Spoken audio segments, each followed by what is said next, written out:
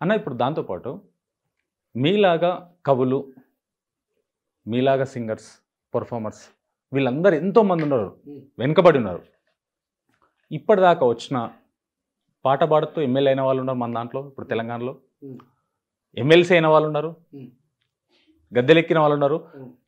వెనకాల ఉన్న వాళ్ళకి అందరికి న్యాయం జరిగిందంటారు. ఎందుకంటే పొజిషన్స్ ఆల్రెడీ పెద్దవాళ్ళకి వచ్చినప్పుడు, ముందు నడిచిన వాళ్ళకి పొజిషన్స్ వచ్చినప్పుడు వెనకాల నడిచిన వాళ్ళ పరిస్థితి ఏంటి? ఇప్పుడు ఇంత మంచి సహృదయం ఉన్న వాళ్ళు ఉంటే, ఇంత మంచి స్వభావం గల వాళ్ళు ఉంటే భారతదేశంలో ఇంత పేదరికం ఉండేదా?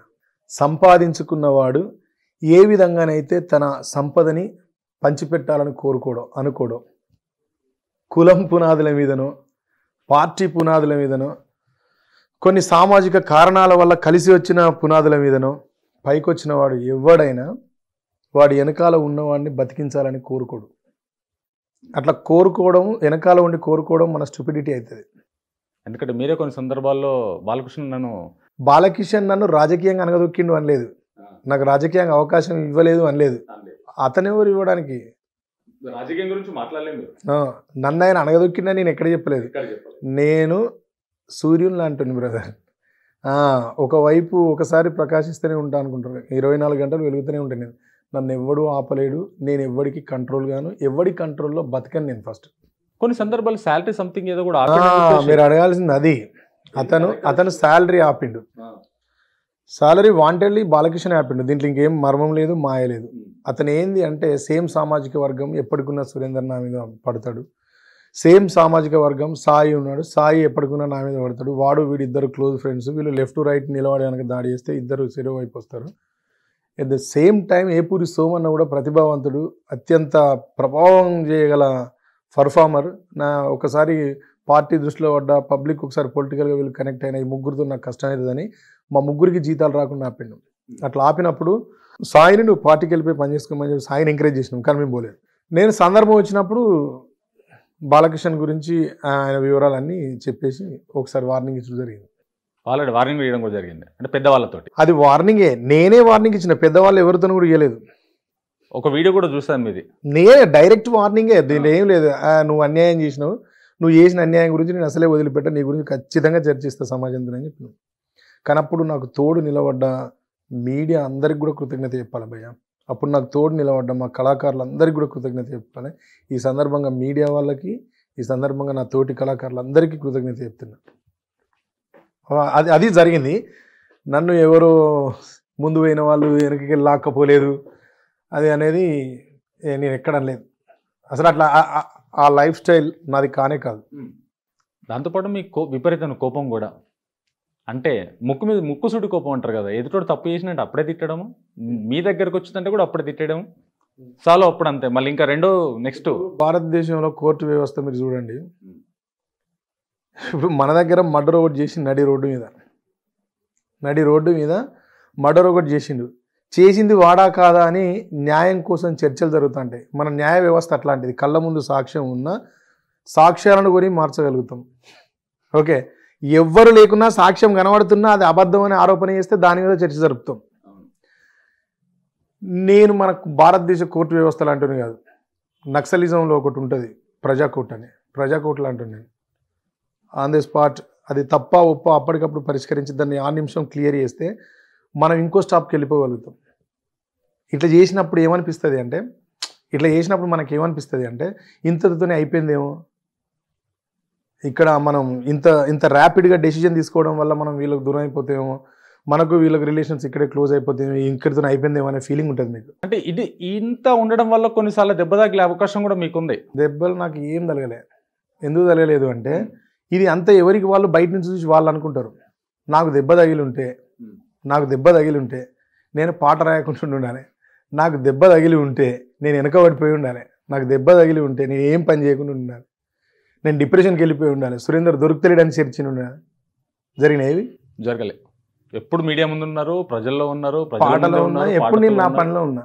నేను ధర్మాన్ని పాటిస్తా కాబట్టి ఆన్ ది స్పాట్ ఎప్పటికప్పుడు క్లియర్ చేసుకుంటాను. నాకు మనసులో పెట్టుకొని చూద్దాం అంజని రేపు ఎక్కడో ఒక దగ్గర ఒత్తుదాం, అబ్బా ఎక్కడో దొక్కుదాం, ఈ కేటగిరీ పీపుల్ నేను కాదు. ఇంకొకటి, కళాకారుడు అనేవాడు మనసులో పెట్టుకొని ప్రవర్తిస్తే వాడు క్రూయల్గా మారిపోతే వాని లోపల ఉండే సెన్సిటివిటీ అనేది చచ్చిపోతుంది. ఆ సునిశ్చితత్వం అనేది కోల్పోయినాం అంటే ఇన్ని కోట్ల మందిని రంజింపజేసే ఆలోచనలు మనకు రావు. మనం కూడా చాలా క్రూయల్గా మారిపోతాం. మనం కూడా ఒక మాఫియా లీడర్ లాగా ఆలోచిస్తాం. అది అత్యంత క్రూరమైన చర్య అన్నమాట. అది ఉండద్దు మన దగ్గర. కవి అని మీరు ఇప్పుడు గోరేటి వెంకన్న అన్నాడు. అందరు ఏమంటారంటే కవులు అంటే ఎమోషనల్ అంటే కవి ఎమోషనల్ కాబట్టే మీరు ఇన్ని పాటలు వింటారు. కవి కూడా వీళ్ళలాగా నటించుడైతే కవి కూడా అందరిలాగా ఆ టైంలో చూసింది మనసులో పెట్టుకుని ఎప్పుడో టైం వచ్చినప్పుడు వేద్దాం అనుకోకపోతే కాదు. కవి ఈ సందర్భంలో చూస్తే మొన్న ఆటో డ్రైవర్లు అందరూ పాపం ఏడుస్తుంటే బాధ అనిపించింది. కానీ రేవంత్ అన్నకు అది ఒక డెసిజన్ మంచిగా అనిపించింది, చేసిండు. ఆయన ఒక ప్రయోగం చేసి చూస్తాడు. విన్నా బ్రదర్, ఆయన ఒక ప్రయోగం చేసిండు, బస్సు వదిలిపెట్టి చూద్దాం ఏం జరుగుతుంది. ఆయనకు అనిపించింది చేస్తాడు, చేయనియాలే. కానీ ఆటోలో వాళ్ళు ఏడుస్తున్నప్పుడు నా క్లోజ్ ఫ్రెండ్స్, మా ఊర్లో డప్పు సమ్మయ్య అని ఉంటాడు తమ్ముడు అని, సత్య అని వెళ్తాం అందరం. బట్ అప్పుడు నాతోని వస్తాడు, ప్రోగ్రామ్స్కి వస్తాడు, టేప్స్ ప్లే చేస్తాడు. ఇప్పుడు ఖాళీ టైంలో ఇంటి దగ్గర ఆటో ఉంటుంది, ఈవెంట్స్ ఏం లేనప్పుడు ఆటో నడుపుకుంటాడు. ఏమైనా అని ఆటో ఎట్లా తమ్ముడు అని అడిగినా. అన్న నేను ఆటో అమ్ముకొని వేరే కార్ అన్న ఏదైనా సెకండ్ హ్యాండ్లో కొనుక్కోవాలని తిరుగుతాను అన్న. ఎందుకు అప్పుడే నీ ఆటో రిజెక్ట్ చేసిరావు జనం అన్న. అవునన్న, రేవంత్ అని వచ్చినాక నా ఆటో పక్కన పెట్టాల్సి వచ్చింది అన్న ఫ్రీ బస్ ఇచ్చింది కదా, ఎవరు ఎక్కుతలేరు, నా ఆటో పట్టించుకు ఎక్కువ దూరం అని కూడా వస్తలేరు అన్న అన్నాడు. నీకేమనిపిస్తుంది అన్న? నాకు ఏం బాధ అనిపిస్తుంది అన్న, నాకు కష్టం అవుతుంది, నా కష్టాలు పెద్దగా ఉన్నాయి, నాకు ఆటో చిన్నగా ఉన్నది, దీంట్లోనే కలిసి వచ్చే సంపద, నేను దీన్ని కోల్పోయినట్టు అయిపోయింది అన్న. ఇప్పుడు దీన్ని నమ్ముకొని నేను అప్డేట్ కావాలి, అప్పు చేయాలని ఏం చేయాలి, ఎటు వాళ్ళు నాకు అర్థమవుతలేదు అన్న. వాని మనసులో విషం నాటకపోకుండా విషయం చెప్పిన, నువ్వు ఆటో నడిపితే నీ జీవితం చిన్న అయిపోద్దురా, ఒకవేళ నువ్వు ఇంకేస్ కార్ తీసుకోగలిగితే ఇంకా నువ్వు పెద్దగా అచీవ్ అవుతారో ట్రై చేసి చూడని చెప్పిన. నీకేమైనా కావాలంటే నేను హెల్ప్ చేస్తా. అట్లా అందరికీ చేయలేము, నా దగ్గర ఉన్న విషయం చెప్పిన. కానీ అంత చెప్పినా నా లోపల నా కవి ఒకటి ఆలోచించిండు. అదే ఎవరినైనా కూడా ఇప్పుడు విమర్శ చేయడం చాలా ఈజీ భయ్య, విమర్శించడం అనేది విపరీతంగా విమర్శించవచ్చు, పెద్ద విషయమే కాదు. కానీ ఒక ప్రయత్నం చేస్తున్నప్పుడు ఆ ప్రయత్నంలో ఎంత లోతైన అధ్యయనం ఉంది, వాళ్ళ ఆలోచన ఎట్లుంది, వాళ్ళు ఏం పరిశీలించుకుంటారు, ఏం చేస్తున్నారో దానికి కూడా టైం ఇవ్వాలి, ఇవ్వకుండా ఆవేశపడద్దు. కానీ ఇంత చూసినా ఎమోషనల్ అని చెప్పిన ఇందాక నేను కవిని కదా, వాడు వెళ్ళిపోయిన తర్వాత ఆటో చిన్నది ఆకలి పెద్దది అని రాసిన. ఆటో చిన్నది ఆకలి ఏమో పెద్దది అని రాసిన. కానీ రాసినాక నాకు అనిపించింది మనం దీని మీద ఎందుకు ఇంత ఎమోషనల్ కావాలి, ఇప్పుడు వెయిట్ చేద్దామని చెప్పి పక్కన పడేసినాం. అట్లుంటాడు కవి.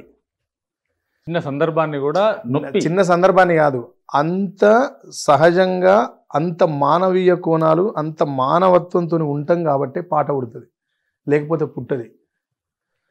గద్దరన్న ఎంత ఆలోచించుంటే ఎంత బాధపడి ఉంటే అన్ని పాటలు రాసింటాడు సమాజం కోసం. ఎందుకో గద్దరన్న కాలంలో పాటలు రాసిన సినిమా కవులు కూడా ఉన్నారు. ఎందుకో సినిమా కవిత్వాన్ని పెట్టుకొని డ్యాన్స్ చేస్తాం, ఎగురుతాం, దునుకుతాం. ఎందుకో గద్దరన్న పాట వస్తే విని ఆలోచనలో పడి తిరుగుబాటు చేస్తాం, ఉద్యమాలు చేస్తాం, బతుకు పోరాటం చేస్తాం, ఆకలి గురించి మాట్లాడతాం. ఎందుకు? గుండెని కదిలిస్తుంది. వాళ్ళు ఎమోషనల్, వాళ్ళు వాస్తవ పరిస్థితులను అప్పటికప్పుడు స్పందిస్తారు, వాటి మీద రాస్తారు, చేస్తారు. కాబట్టి మనం ఇంత గౌరవిస్తాం, ఇంత గుర్తుపెట్టుకుంటాం. శ్రీశ్రీ గారు ఉన్నారా? లేరు. ఇప్పటికైనా తలుసుకుంటలేమా? ఎందుకు చెప్పినా అంటే, నేను ఎప్పటికప్పుడు ఎందుకు పరిష్కరిస్తా అంటే, ప్రజాకోట్లో ఏంది అంటే సమస్యలను దగ్గరికి వచ్చి చూస్తారు. ఒకేసారి నిలబెట్టి రాత్రికి రాత్రి ఆ ఊరిలో ఉన్న సమస్యలన్నీ ప్రజల మధ్యలో నేను నిలబెట్టి, నువ్వు తప్పి చేస్తే నీ తాట తీసి నీ తోలంతా వలగొట్టి అన్నలు కూర్చునేటి విషయం చెప్పి న్యాయం చేసిపోతారు అక్కడనే. ఇంకా న్యాయం తర్వాత మళ్ళీ వాడు ఇంకేమైనా చేసినట్టే చంపేసే కార్యక్రమం ఉంటుంది. అట్లాంటి ప్రజాకోట్ అనేది నేను చిన్నప్పటి నుంచి వెళ్ళి కొన్ని వందల సార్లు వేల సార్లు చూసిన మా ఊర్లలో. ఆ స్వభావం నాకు అలవాటైంది. దాన్ని ఏదైనా సమస్య ఉంటే అప్పటికప్పుడు పరిష్కరించడం. ఇది ఇంకోటి మా నాన్న పంచాయతీలు చేసేది. మా ఇంటి ముందు పెద్ద గద్దెలు ఉండేది, అక్కడిక్కడి గద్దెలు ఉండేది, కిందనేమో పౌల్ట్రీ కోళ్ళను అమ్మేది, పైన ఆ గద్దె మీద మా నాన్న కూర్చొని పంచాయతీ చేసేది. ఆ పంచాయతీ ఏంది, అది ఎక్కడే గొడవ జరిగినా మా నాన్న ముగ్గురికి ఇక్కడికి వచ్చి ఇక్కడ కూర్చుండేది. ఆడ దిగని పంచాయతీ, గ్రామ పంచాయతీ ఇక్కడ కానీ పంచాయతీ మా ఇంటికి అయ్యేది. మా గ్రామ పంచాయతీ దగ్గర ఏ పంచాయతీ అక్కడే అయ్యేది. అక్కడికి చూసేది, ఇక్కడికి చూసేది. అది అప్పటికప్పుడు తెలుసుకునేది. మనం కూడా అట్లే ఉండాలి మన జీవితంలో. మన దగ్గరికి ఎవరైనా వస్తే వాళ్ళకి ఆన్ ది స్పాట్ మంచి అయితే మంచి, చెడు అయితే చెడు అని చెప్పి కొంచెం ఆలోచించి చెప్పి పంపించాలని డిసైడ్ అయినా అంతే.